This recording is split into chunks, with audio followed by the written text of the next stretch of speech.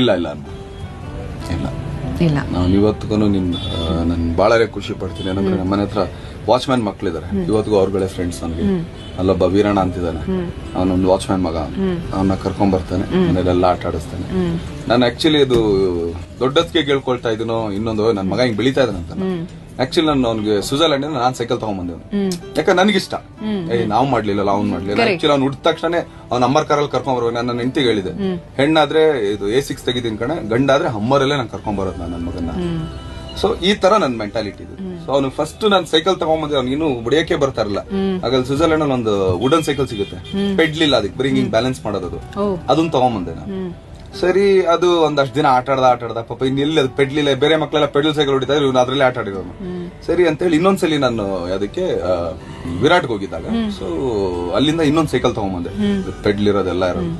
ತಂದ ಮನೇಲಿ ಅವ್ನಿಗೆ ಕೊಟ್ಟೆ, ಹೊಡೆದ ಒಂದ್ ದಿನ. ಮಾರಣೆಗೆ ಅವನು ವೀರಣ್ಣ ಬಂದ ಮನೆಗೆ.